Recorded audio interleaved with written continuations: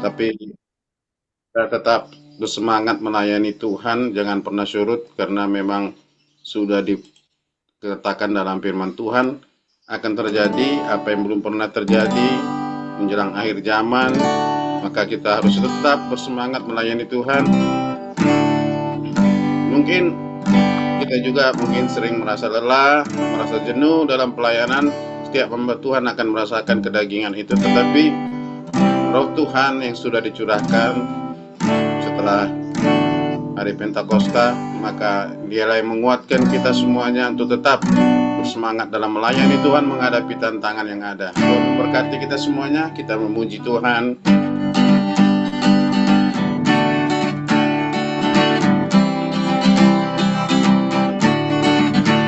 Jangan lelah bekerja di ladangnya Tuhan, Roh Kudus yang beri kekuatan, yang mengajar dan menopang.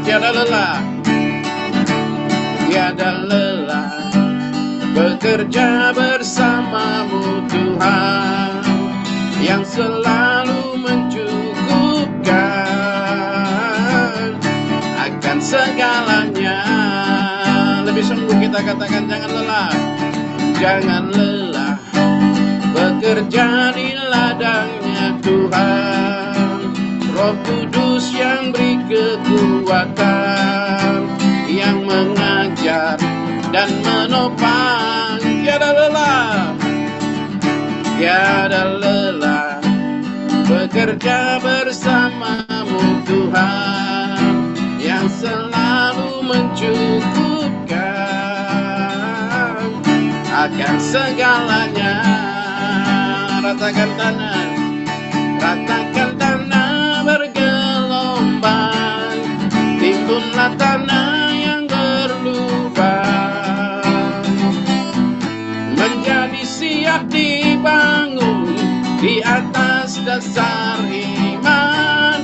Ratakan tanah bergelombang, timbunlah tanah yang berlubang,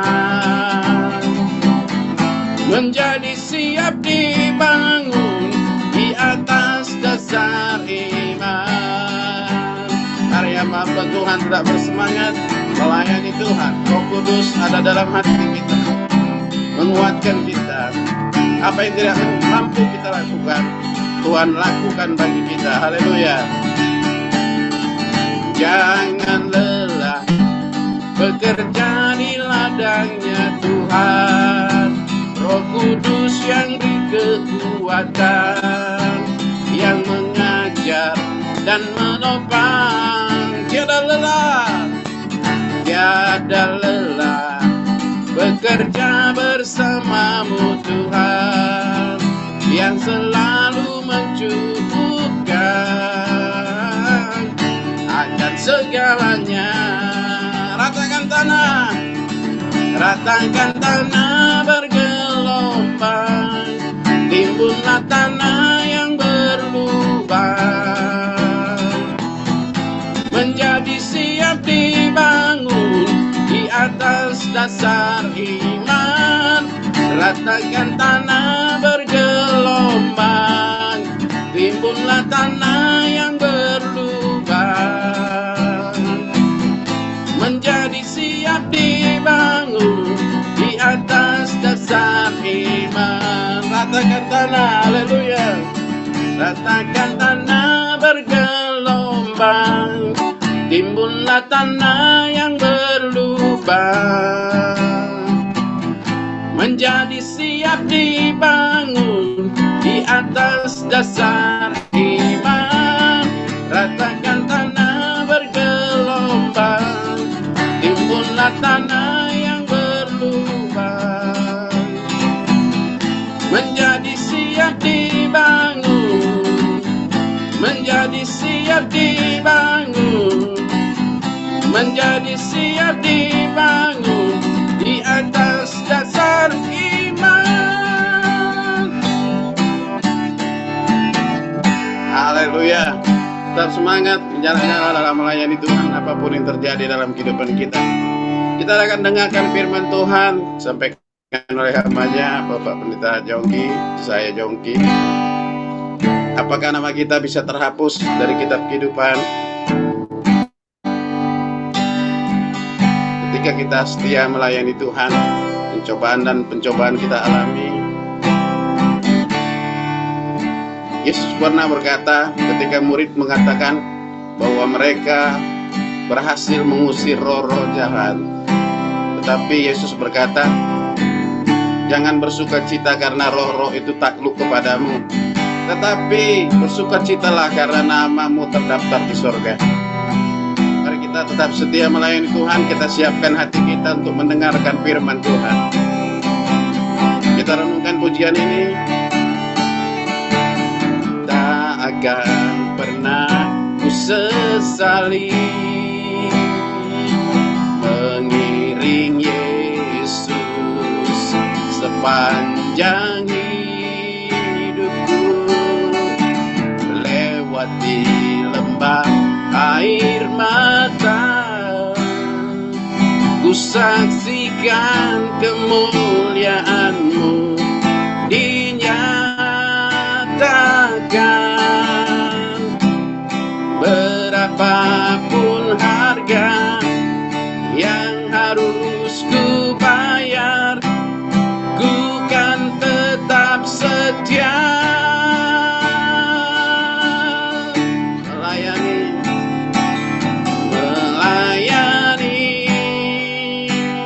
mengasihi-Mu, mengiring-Mu seumur hidupku.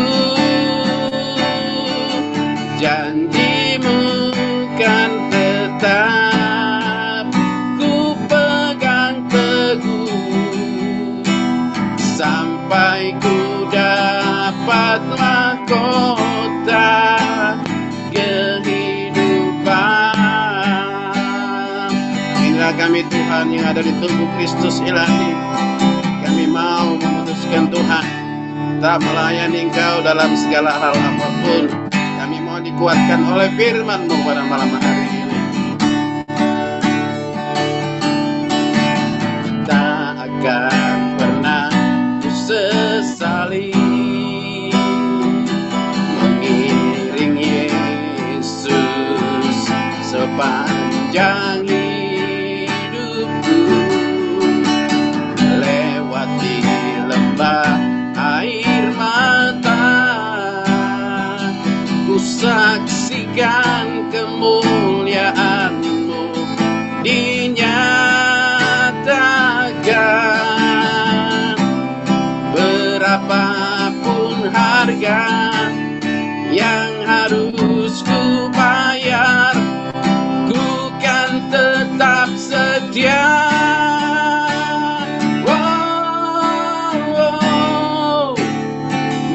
Melayani, mengasihi-Mu, mengiring-Mu seumur hidupku. Janji-Mu kan tetap ku pegang teguh,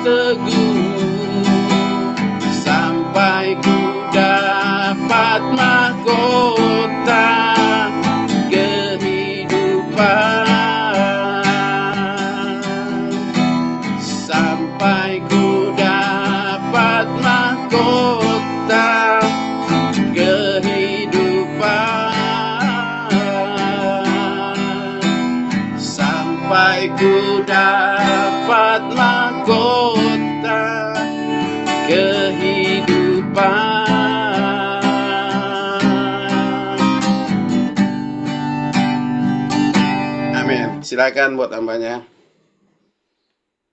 Shalom Bapak Ibu sekalian, mari kita berdoa terlebih dahulu. Bapa dalam sorga, terima kasih untuk kesempatan ibadah melalui Zoom pada malam hari ini. Kami percaya hari-hari ini kami perlu dekat kepada Tuhan, kami perlu mengenal kepada Tuhan, kami perlu taat kepada perintah Tuhan, dan kami perlu hidup dalam keadaan berjaga-jaga. Terima kasih Tuhan, berbicaralah kepada kami, bukakan hati dan pikiran kami Tuhan, biarlah firman Tuhan, benih firman Tuhan boleh jatuh di tanah hati kami yang baik, supaya benih firman Tuhan boleh berakar, bertumbuh, berbuah lebat dalam kehidupan kami. Berkati ibadah Zoom kami pada malam hari ini, supaya kami mendapat kekuatan, kami mendapat teguran, kami mendapat pengajaran yang daripada Tuhan. Di dalam nama Yesus kami mengucap syukur dan kami sudah berdoa. Amin. Shalom sekali lagi. Bapak Ibu, suara saya jelas? Jelas. Jelas ya.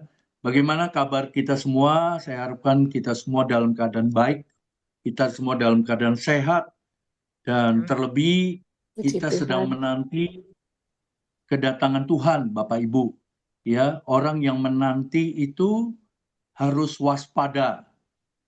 Orang yang menanti kedatangan Tuhan tidak boleh jauh dari Tuhan, tidak boleh masa bodoh, tidak boleh cuek, orang Jakarta bilang. Harus melihat tanda kedatangan Tuhan.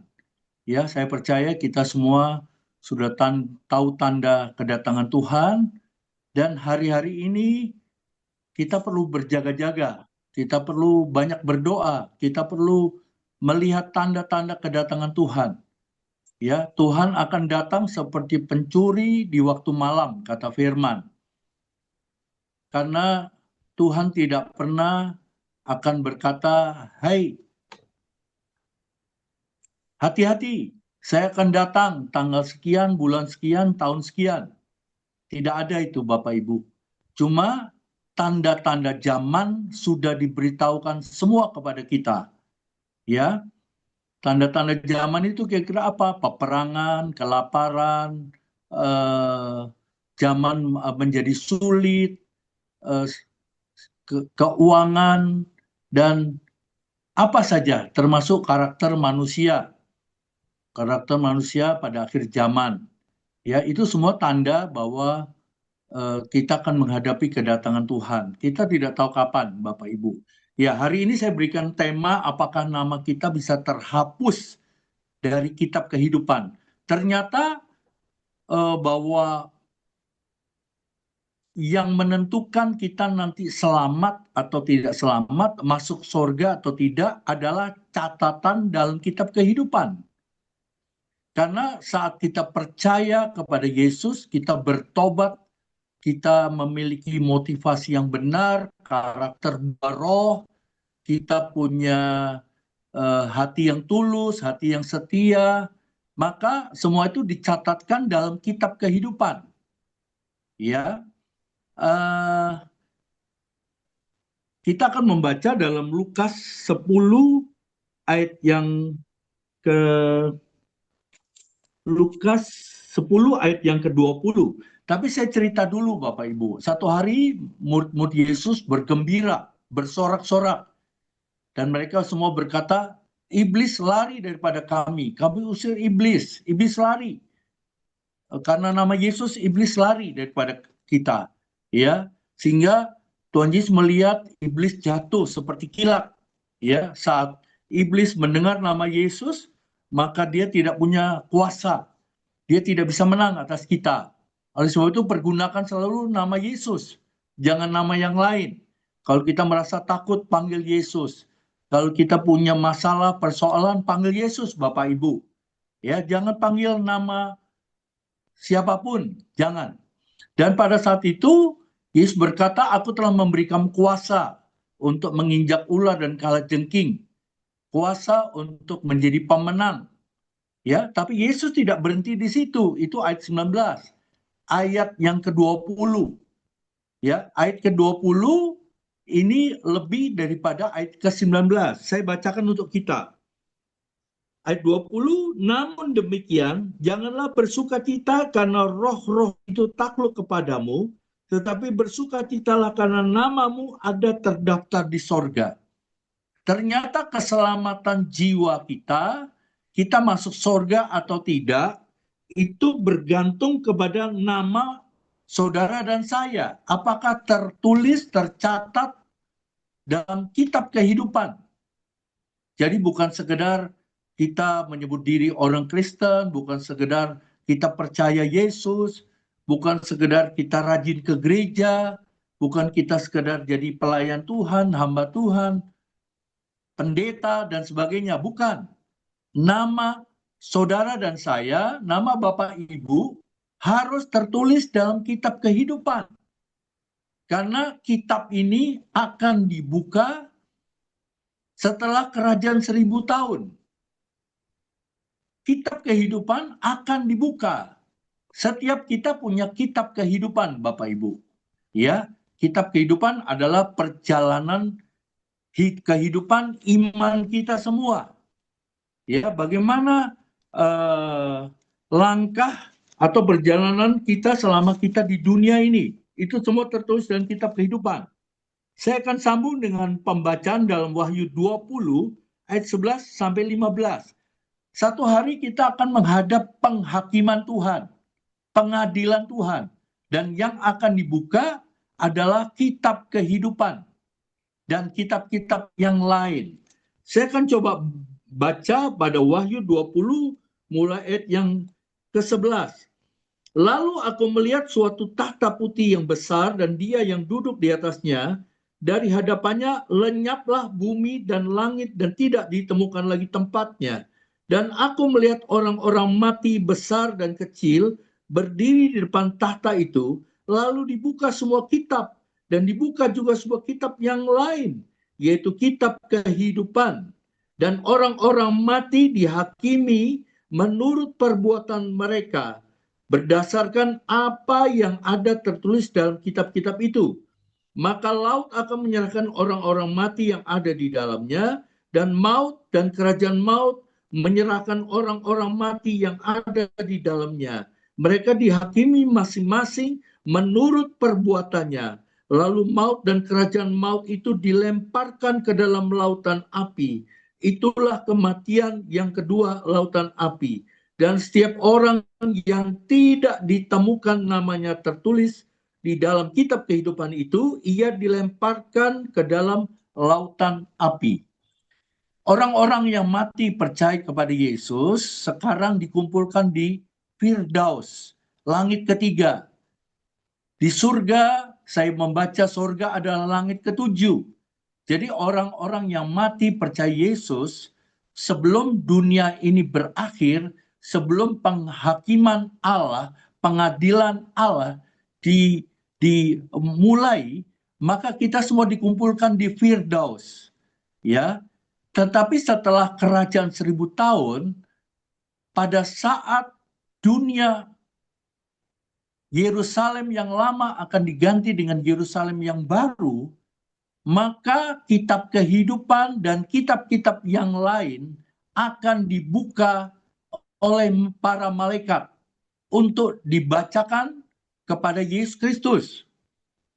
Setiap orang yang namanya tertulis dalam kitab kehidupan akan diselamatkan, akan masuk surga.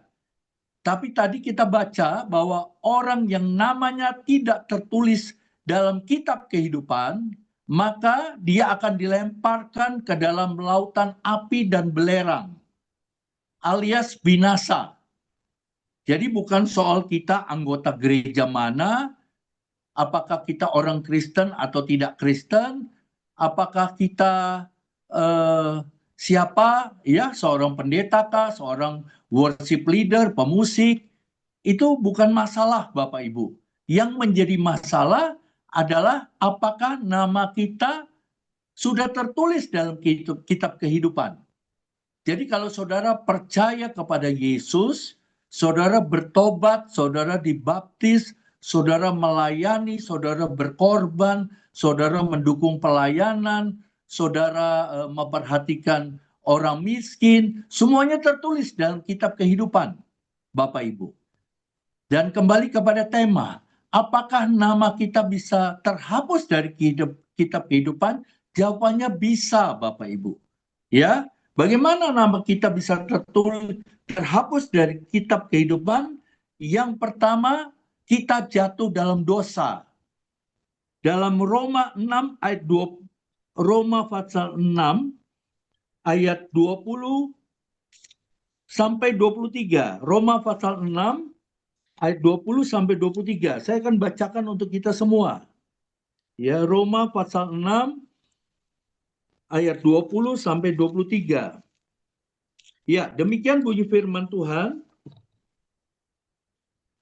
Sebab waktu kamu hamba dosa, kamu bebas dari kebenaran. Dan buah apakah yang kamu petik daripadanya? Semuanya itu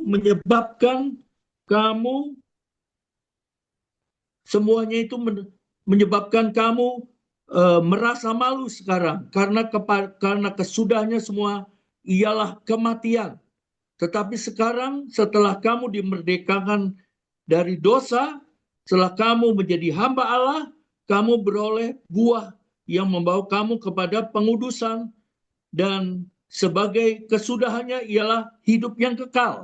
Kalau kita tidak jatuh dalam dosa, orang yang percaya Yesus sungguh-sungguh akan mendapat hidup yang kekal, Bapak Ibu. Tapi mari kita perhatikan ayat 23.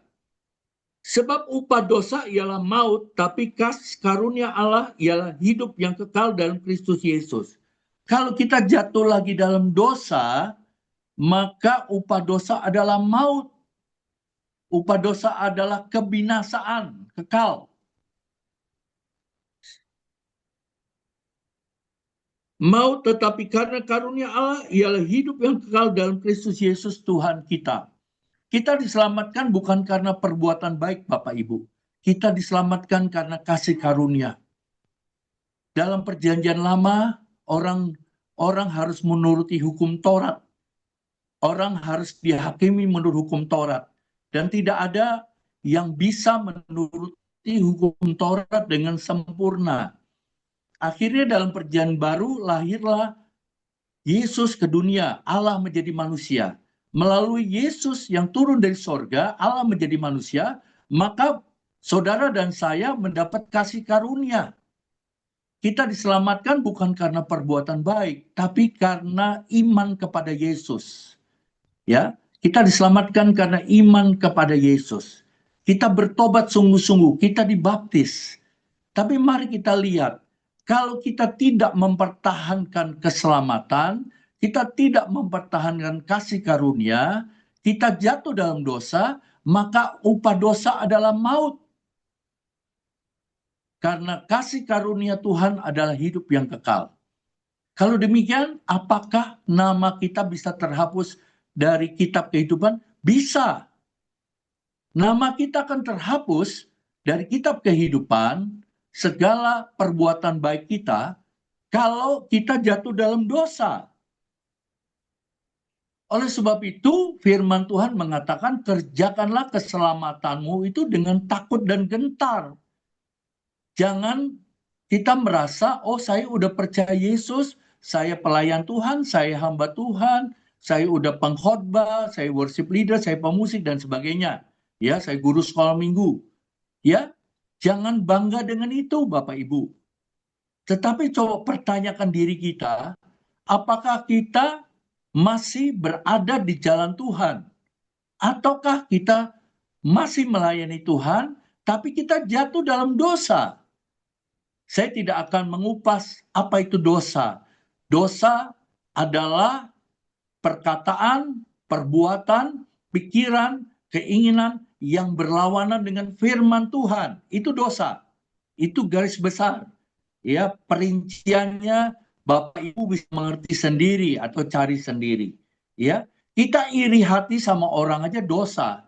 Kita tidak mengampuni orang dosa. Jadi arti dosa ini sangat luas, Bapak Ibu. Makanya kita harus di dalam Amsal 4 ayat 23 dikatakan, jagalah hatimu dengan segala kewaspadaan, karena dari situlah terpancar kehidupan. Ya, Tuhan akan melihat hati kita masing-masing. Tuhan akan menilai hati kita masing-masing, bukan kekayaan kita, bukan gelar kita, bukan jabatan kita yang dinilai Tuhan. Bukan apakah kita seorang pendeta atau bukan, seorang pengkhotbah atau bukan, seorang pelayan Tuhan atau bukan. Tetapi Tuhan akan membuka kitab kehidupan. Ya, apakah nama kita tertulis dalam kitab kehidupan? Apakah perbuatan baik kita, buah-buah roh kita tertulis dalam kehidupan kita?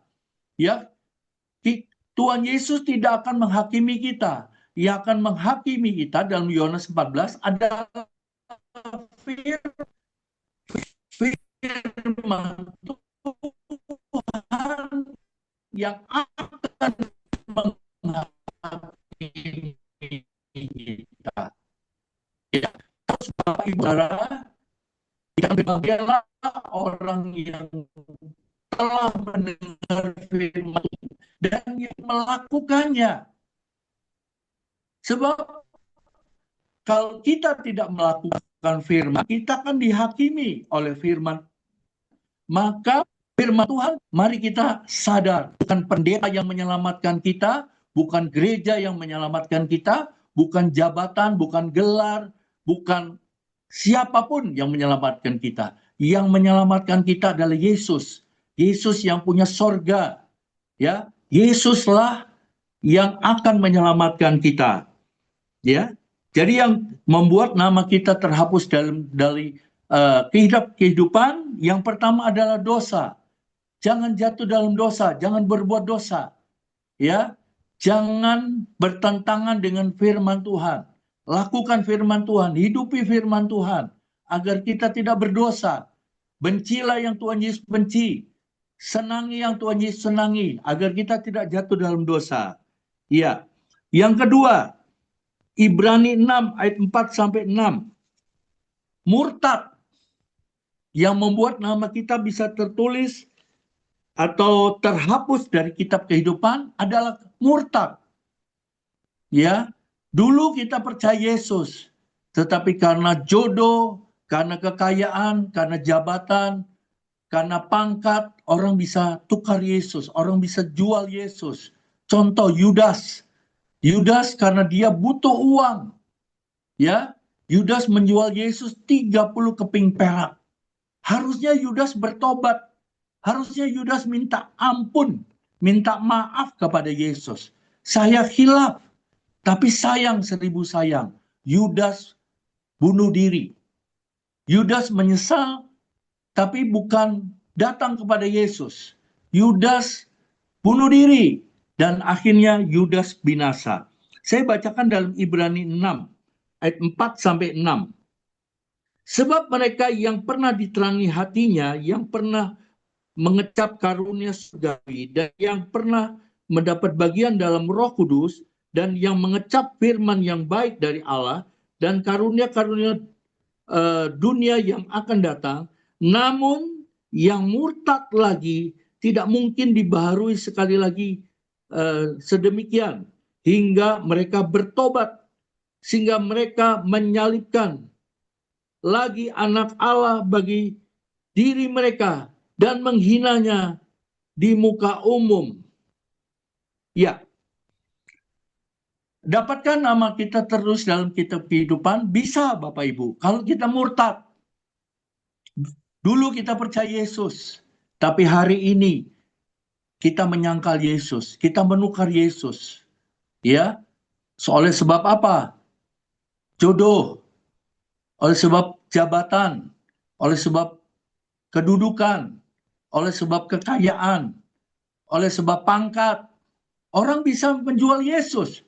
Coba Bapak Ibu perhatikan, ada orang yang namanya Natalia, tapi dia bukan Kristen. Dulu dia Kristen, sekarang bukan.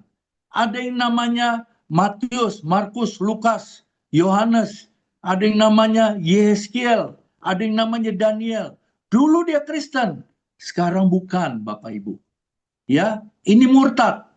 Kalau kita murtad, kita jual Yesus, kita tukar Yesus dengan dunia, maka nama kita akan tertulis, nama kita akan terhapus, maafkan, nama kita akan terhapus dari kitab kehidupan. Yang ketiga, kita menjadi pengikut dunia, kita mencintai dunia, kita menjadi pengikut antikristus. Ya, banyak kita percaya begini, Bapak Ibu. Kita akan menjadi pengikut antikristus kalau di dahi dan di tangan kanan kita dipasangi chip 666. Tapi ada seorang hamba Tuhan yang menjelaskan, tidak usah dikasih tanda 666. Dia mengejar kekayaan, dia mengejar sesuatu hal yang dari dunia, sebenarnya dia sudah menjadi pengikut antikristus. Ya, antikristus itu anti Yesus, tidak percaya Yesus, menyangkal Yesus, menolak Yesus. Ya, hari ini banyak orang menolak Yesus menjadi Tuhan dan juru selamat. Ya, oh saya tidak perlu Yesus, saya tidak mau percaya Yesus. Mereka adalah pengikut antikris. Ya, Bapak Ibu bisa baca, saya baca pada 1 Yohanes 2 ayat 18 sampai 19. 1 Yohanes 2 ayat 18-19, 1 Yohanes 2 ayat 22 dan 23. Ya, ada 4 ayat yang kita akan baca. Anak-anakku, waktu ini adalah waktu yang terakhir, dan seperti yang telah kamu dengar, seorang antikristus akan datang. Sekarang telah bangkit banyak antikristus. Itulah tandanya bahwa waktu ini benar-benar adalah waktu yang terakhir. Memang mereka berasal dari antara kita, tetapi mereka tidak sungguh-sungguh termasuk pada kita. Sebab jika mereka sungguh-sungguh termasuk pada kita, niscaya mereka tetap bersama dengan kita.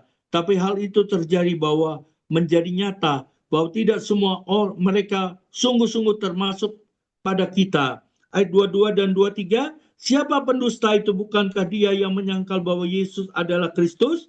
Dia itulah adalah antikristus, yaitu dia yang menyangkal baik bapa maupun anak. Sebab barang siapa menyangkal anak, ia juga tidak memiliki bapa. Barang siapa mengaku anak, ia juga memiliki bapa. Ternyata yang disebut pengikut antikristus atau anti Yesus Kristus adalah orang Kristen yang tidak sungguh-sungguh, ya, tidak menjadikan sorga menjadi tujuan akhir, tidak menjadikan sorga menjadi tujuan hidupnya. Tujuan hidupnya adalah kekayaan, kaya, harus kaya. Tujuan hidupnya adalah kebanggaan yang dibanggakan oleh dunia. Dia tidak menghargai kasih karunia Tuhan. Yang kedua dikatakan, siapakah pengikut antikris? Dia adalah menyangkal baik bapa maupun anak. Menyangkal sama dengan murtad. Ya, saya tidak kenal Yesus. Saya tidak kenal Yesus. Siapa Yesus? Ya, kita pernah mendengar bahwa Petrus menyangkal 3 kali, Bapak Ibu. Tapi untungnya Petrus bertobat. Setelah ayam berkokok 3 kali, dia menangis terseduh-seduh. Dan Yesus mengetahui pertobatan Petrus. Petrus diselamatkan kembali. Ya, Petrus boleh menjadi salah satu murid Yesus, Rasul Yesus yang banyak disebutkan oleh Alkitab. Ya, oleh Alkitab kita. Petrus selamat. Tetapi sebaliknya Yudas tidak mau bertobat, sehingga dengan di dalam penyesalannya dia telah bunuh diri. Ya, itulah yang membuat nama kita terhapus dari kitab kehidupan. Sekarang kita melihat apa yang membuat nama kita bisa tertulis lagi dalam kitab kehidupan. Ya, Yohanes 14 ayat 6. Yesus berkata, akulah jalan, kebenaran, dan hidup. Tidak seorang pun sampai kepada Bapa kalau tidak melalui aku. Bapak Ibu, orang yang telah murtad, orang telah menyangkal Yesus, orang telah jatuh dalam dosa, harus kembali kepada Yesus. Ya, harus kembali percaya kepada Yesus agar namanya tertulis, tercatat dalam kitab kehidupan. Ya, dia harus kembali percaya kepada Yesus. Dia harus bertobat kembali, bertobat sungguh-sungguh. Saya bacakan dalam 1 Yohanes 1 ayat 8 dan 9. 1 Yohanes 1 ayat 8 dan 9. Jika kita berkata bahwa kita tidak berdosa, maka kita menipu diri kita sendiri, dan kebenaran tidak ada di dalam kita. Jika kita mengaku dosa kita, maka Ia adalah setia dan adil, sehingga Ia mengampuni segala dosa kita dan menyucikan kita dari segala kejahatan. Bapak Ibu, selama masih ada nafas pada kita, kalau kita jatuh dalam dosa atau kita menyangkal Yesus, kita kembali kepada Yesus dan kita mengakui dosa kita, maka dosa kita yang merah seperti kermisi akan disucikan Tuhan menjadi putih seperti salju. Ya, jadi dikatakan bahwa Ia akan mengampuni segala dosa kita dan menyucikan kita dari segala kejahatan. Tapi hati-hati, jangan kita mengulur waktu untuk datang kepada Yesus. Jangan kita berkata besok nanti. Kalau saya udah tua, saya akan datang kepada Yesus. Saya akan bertobat, saya akan minta ampun. Takut terlambat, Bapak Ibu. Saya punya pengalaman, Bapak Ibu. Ya, mungkin 5 atau 6 orang, saya tidak menghitung. Jadi saya punya pengalaman berdoa untuk orang koma. Berdoa orang tidak sadar tapi masih hidup. Saya berdoa melalui telinganya. Saya berdoa untuk orang yang sudah sangat tua, ya, dan mereka mau pulang ke rumah Bapa di sorga. Maka saya punya pengalaman, Bapak Ibu. Kita tuntun orang itu untuk percaya kepada Yesus, mengaku dosa-dosanya, mengundang Yesus masuk dalam hatinya, menjadi Tuhan dan juru selamatnya. Maka orang yang koma itu bisa sadar, bisa hidup kembali. Ya. Tapi setelah hidup kembali, Tuhan akan panggil dia. Ya, mungkin setelah dia minta ampun, dia layak untuk masuk dalam keselamatan, hidup yang kekal. Demikian juga dengan orang yang sakit parah, dengan orang yang sudah tua, ya, saya rata-rata menemukan bahwa orang yang saya tuntun untuk berdoa, untuk bertobat, maka mereka akan pulang ke rumah Bapa di sorga. Saya pernah memikirkan hal ini, tetapi ada hamba Tuhan, anak Tuhan yang berkata, wah, Bapak ternyata memimpin orang bertobat pada akhir hidupnya. Bapak berjasa sehingga orang itu bisa dipanggil pulang ke rumah Bapa di sorga. Akhirnya saya juga merenungkan dan saya berkata, Tuhan terima kasih. Kalau Tuhan memakai saya untuk membuat orang bertobat, untuk membuat orang minta ampun, sehingga dia layak pulang ke rumah Bapa di sorga. Ya. Ya, apa saja yang membuat nama kita kembali tertulis, percaya kepada Yesus, bertobat kembali. Terus yang kedua, minta ampun, bertobat atas semua dosa-dosanya, perbuatannya. Ya, dosa itu ada dalam perkataan, ada dalam pikiran, ada dalam perbuatan, ada dalam keinginan. Akui semua di hadapan Tuhan, maka Tuhan akan mengampuni dosa kita seperti yang kita baca tadi. Yang ketiga, apa yang membuat nama kita tertulis dalam kitab kehidupan? Kita baca Bapak Ibu dalam Ibrani 12 ayat 14. Ibrani 12 ayat 14. Ya, dalam hal ini kita harus mengampuni orang. Kita tidak boleh punya musuh. Ya, kita tidak boleh punya musuh. Saya bacakan Ibrani 12 ayat 4. Berusahalah hidup damai dengan semua orang dan kejarlah kekudusan, sebab tanpa kekudusan tidak seorang pun akan melihat Tuhan. Bapak Ibu, supaya nama kita kembali tertulis dalam kehidupan kita setelah kita jatuh dalam dosa, membenci itu dosa. Punya musuh itu dosa. Belum mengampuni orang yang bersalah kepada kita adalah dosa. Itu yang membuat nama kita tidak tertulis atau dihapus dari kitab kehidupan. Tadi dikatakan Ibrani 12 ayat 14, tanpa kekudusan tidak seorang pun bertemu dengan Tuhan. Bapak Ibu, kita tidak boleh punya musuh, tidak boleh ada orang yang kita benci. Segala kekecewaan, kemarahan, kepahitan kita harus kita benahi. Harus kita bereskan dalam hidup kita. Ya, berdamailah dengan orang itu, berdamailah dengan diri sendiri, Bapak Ibu. Ya, sebab orang yang membenci, tidak mau mengampuni musuhnya, dianggap orang yang hidupnya tidak kudus. Tadi tanpa kekudusan tidak seorang pun bertemu dengan Tuhan. Ini pun tertulis dalam doa Bapa kami. Matius 6 ayat 14 dan 15.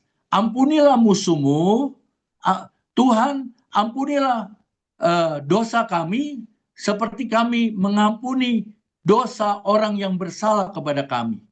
Ya, saya tidak akan baca, kita sudah tahu doa Bapa kami. Itu adalah doa Bapa kami, doa yang ada di dalam doa Bapa kami. Ya, kalau tidak salah ayat 14 dan 15, Tuhan ampunilah dosa-dosa kami seperti kami mengampuni orang yang bersalah kepada kami. Hati-hati kita, Bapak Ibu, kita bisa tidak masuk surga, nama kita bisa terhapus dari kitab kehidupan karena kita tidak mau mengampuni musuh kita. Karena kita tidak mau mengampuni orang yang merugikan kita, menyakiti kita, karena kita tidak mau mengampuni. Ingat doa Tuhan Yesus, ampunilah mereka, Bapa ampunilah mereka, karena mereka tidak tahu apa yang mereka perbuat. Saya tahu ini tidak mudah, tapi ini harus dilakukan. Ini harus dicoba. Kita tidak boleh punya musuh. Kalau kita tidak mengampuni orang, Bapa di sorga tidak akan mengampuni kita. Tapi kalau kita mengampuni orang, Bapa di sorga akan mengampuni kita juga. Mari Bapak Ibu, kita tidak perlu terlalu membahas bahwa kita tidak bisa melakukan firman. Tapi marilah kita melakukan firman Tuhan, apa yang diperintahkan kepada kita sebaik-baiknya. Karena kita nanti akan dihakimi oleh firman. Biarlah saat kita dihakimi oleh firman, tidak ada firman yang kita tidak lulus. Tidak ada firman yang kita tidak bisa lakukan. Semuanya kita bisa lakukan. Karena kita punya seorang penolong yang lain, yaitu Roh Kudus. Roh Kudus akan menolong kita. Bapak Ibu, jangan pakai kekuatan sendiri. Tapi pakailah kekuatan daripada Roh Kudus. Ya, pakai kekuatan kita daripada Roh Kudus. Ya, saya akan bacakan dalam Yohanes 14 ayat 16. Yohanes 14 ayat 16, sebelum Yesus naik ke sorga, maka Yesus minta kepada Bapa seorang penolong yang lain. Itulah Roh Kudus, Bapak Ibu. Roh Kudus akan menolong kita dalam segala kelemahan kita. Saya akan bacakan Yohanes 14 ayat 16. Aku akan minta kepada Bapa, ia akan memberikan kepadamu seorang penolong yang lain, supaya ia menyertai kamu selama-lamanya. Ayat 17, yaitu Roh kebenaran. Dunia tidak dapat menerima dia, sebab dunia tidak melihat dia dan tidak mengenal dia. Tetapi kamu mengenal dia, sebab ia menyertai kamu dan akan diam di dalam kamu. Sebelum Yesus naik ke surga, dia telah minta kepada Bapa untuk memberikan seorang penolong yang lain.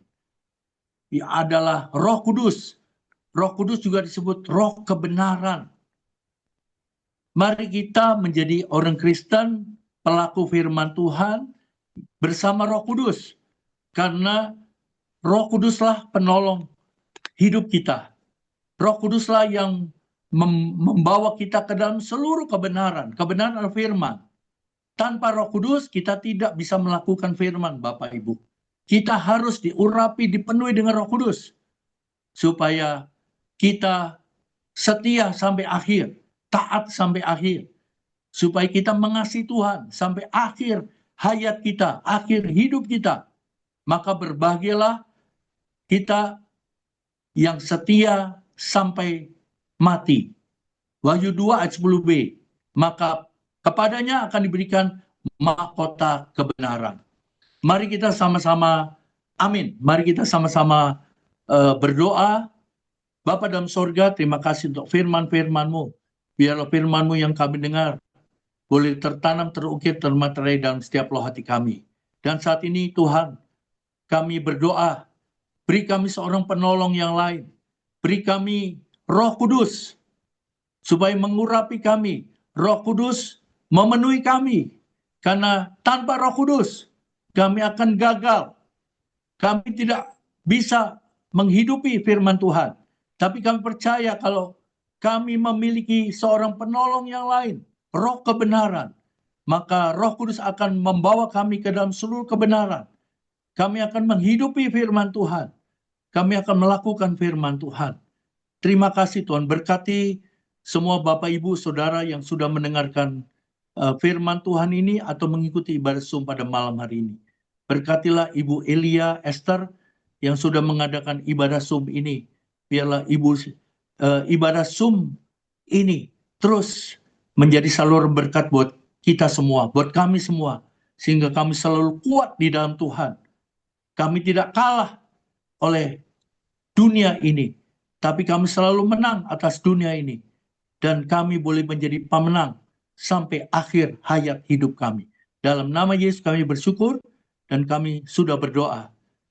Mari kita semua katakan amin. Saya kembalikan kepada Ibu Eliezer.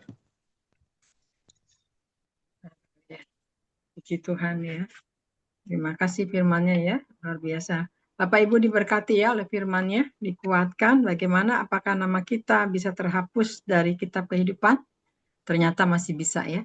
Itu memang ada syarat-syaratnya dari kata firman tadi Pak Yongki sampaikan tuh jelas sekali ya Bapak Ibu. Jadi kenapa kita bisa terhapus ya, karena mungkin kita menyangkal ya Pak ya. Menyangkal, murtad ya, jatuh dalam dosa yang tadi Bapak katakan betul ya. Betul, saya juga dengar sekarang anak-anak muda banyak saat ini imannya itu, keselamatannya itu digadekan ya. Demi karena uang, demi karena pasangan hidup ya, nggak kuat imannya. Nah ini kita memang harus terus berdoa untuk mereka juga ya. Jadi betul di sini baik menyangkal ya, murtad ya, menikmati keduniawiannya itulah. Yang tadi katakan betul, bisa terhilang namanya, terhapus dari buku kehidupan. Ngeri sekali ya di sini, karena satu jatuh karena dosa kita, perbuatan kita tidak melaksanakan firman. Pak Yongki itu jelas sekali ya, ada murtad karena jodoh, jabatan, kedudukan, karena uang. Pak itu godaan dunia semua ya Pak ya. Pak Yongki sekali ya. Nah, ini kita bisa diuji juga karena ujian itu akan terus datang terus, kita harus kuat betul sama firman, harus benar-benar jadi pelaku firman supaya kita tidak terjatuh dengan godaan-godaan. Ya, di sini juga yang tadi katakan juga kita harus jadi pengikut Kristus yang benar-benar setia, karena firman ini tadi sudah banyak sekali ya kita yang disampaikan sama Pak Yongki ini luar biasa ya. Jangan sampai kita terjatuh nama kita, jangan sampai terhilang. Sekali Yesus tetap Yesus selama-lamanya. Amin. Ya, sekarang saya dengar juga memang ada beberapa hamba Tuhan juga meninggalkan karena keadaan ekonomi ya.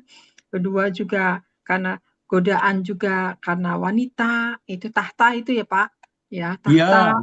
Ya, sekarang banyak gitu anak-anak muda gitu ya, luntur imannya gitu, demi karena ingin yang tadi Pak Yongki katakan, ingin kaya, ingin cepat kaya. Nah ini bahaya sekali. Udah kaya itu hanya godaan di dunia, tapi keselamatannya digadekan. Ya, nah di sini. Jadi jelas ya Bapak Ibu, luar biasa. Terima kasih Pak Yongki firman-Nya. Ini jelas dengan sekali dengan kunci-kunci yang Tuhan sudah diberikan ya. Jadi kita pentingnya Roh Kudus, undang kita selalu ada dalam hati kita, karena tanpa Roh Kudus kita akan terkecoh oleh keadaan dunia ini. Tapi kalau kita terus dipenuhi dengan Roh Kudus yang ada di dalam Dia, kita semakin punya fondasi yang kokoh, yang kuat. Betul nggak Pak Yongki ya? Amin, kita jadi amin Bu Elia. Kuat Makanya kita harus jaga api supaya terus roh kita menyala-nyala. Puji Tuhan, terima kasih Pak Yongki. Luar biasa firman-Nya ya. Sama-sama. Ya. Oke, silakan Pak Derikson angkat satu pujian ya. Saya nanti minta untuk doa. Boleh nanti Bu Siska berdoa ya untuk doa syafaat Bu Siska. Sudah lama nggak doa nih Bu Siska. Silakan Pak Derikson angkat satu pujian. Ya, terima kasih buat firman Tuhan yang sudah menegur kita.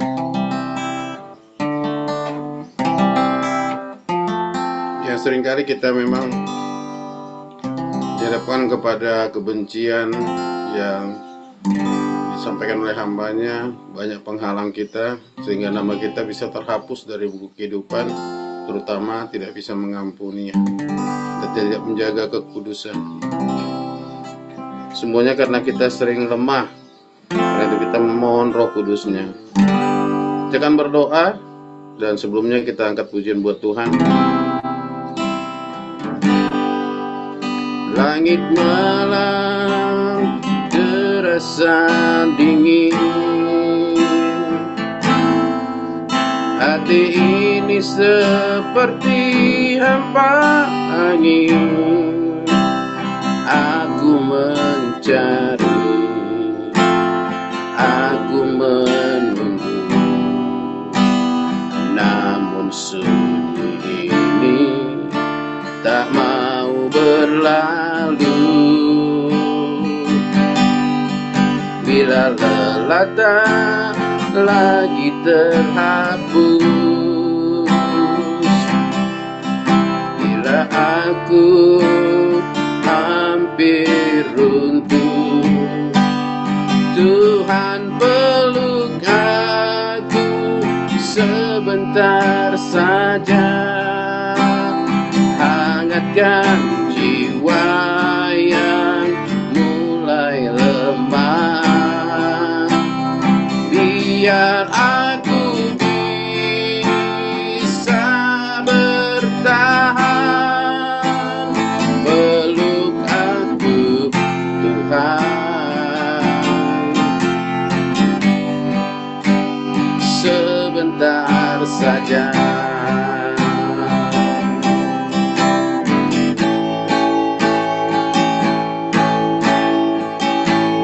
Langkahku rapuh di jalan berdebu, doa liriku terhenti di pintu. Aku cahaya mungkin, beri aku kekuatan meski sepi. Bila tangis tak lagi terjawab, bila harapanku menghilang cepat, Tuhan peluk aku sebentar saja, hangatkan jiwa yang mulai lemah, biar aku bisa bertahan. Peluk aku Tuhan, sebentar saja.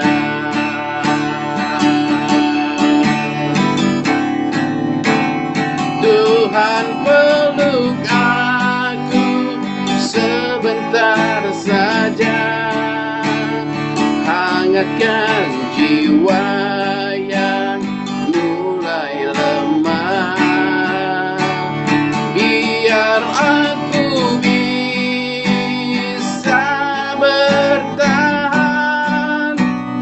Peluk aku Tuhan,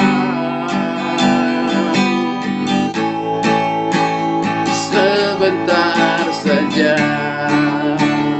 biar aku bisa bertahan. Peluk aku Tuhan, sebentar Silakan berdoa. Terima kasih Tuhan Yesus Kristus, terima kasih Bapa God, terima kasih Roh Kudus untuk firman-Mu yang Kau sampaikan kepada kami pada sore hari ini. Biarlah Tuhan firman yang Kau sampaikan kepada kami melalui hamba-Mu Pak Yesaya Yongki, firman-Mu tidak kembali kepadamu dengan sia-sia Tuhan. Biarlah firman-Mu yang kami dengar membuat kami menjadi pelaku-pelaku firman-Mu, dan kami percaya Tuhan firman-Mu yang akan mengerjakannya dalam hidup setiap kami masing-masing yang mendengarkan firman-Mu. Kami percaya Tuhan bahwa anugerah-Mu selalu menyertai Pak Yesaya Yongki. Biarlah Kau berkati Pak Yesaya Yongki beserta keluarganya, berkati berlimpah-limpah dengan anugerah-anugerah-Mu, dan juga berikanlah kesehatan yang baik untuk Pak Yesaya Yongki beserta keluarganya. Biarlah Kau jagai, lindungi, dan tutup bungkus Pak Yesaya Yongki beserta keluarganya dengan kuasa darah-Mu Tuhan. Kami juga mengucap puji syukur Tuhan untuk Ibu Elia yang menyediakan untuk kami Zoom, untuk kami beribadah, untuk kami mendengarkan firman-Mu. Biarlah Engkau memberkati Bu Elia beserta seluruh keluarganya dengan anugerah-anugerah-Mu yang melimpah-limpah. Biarlah Kau jagai, lindungi, dan tutup bungkus Bu Elia beserta seluruh keluarganya dengan kuasa darah-Mu Tuhan. Tuhan, kami percaya Tuhan, kami sepakat Tuhan untuk pada hari ini, kami untuk menyampaikan doa-doa kami percaya Engkau akan mendengarkan doa-doa kami. Tuhan, biarlah Engkau memberkati negeri kami Indonesia ini dengan keamanan yang daripada-Mu. Biarlah Tuhan, Kau berikan pemerintah, pejabat yang memerintah di Indonesia, Kau berkati, Kau urapi dengan roh takut akan Engkau Tuhan, sehingga baik dari presiden maupun di bawahnya, juga untuk pejabat di manapun Tuhan, biarlah mereka memerintah dengan rasa takut akan Engkau Tuhan.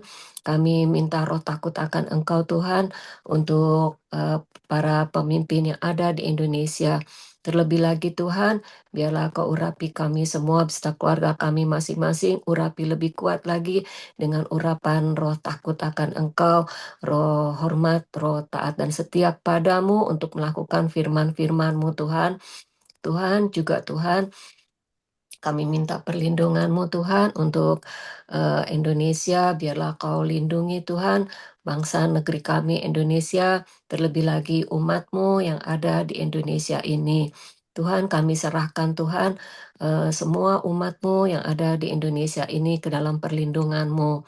Terima kasih Tuhan untuk semuanya yang Kau anugerahkan kepada kami. Kami percaya Tuhan, Roh Kudus-Mu selalu menjagai, melindungi kami. Biarlah kami selalu meletakkan seluruh hidup kami ke dalam kuat kuasa Roh Kudus-Mu.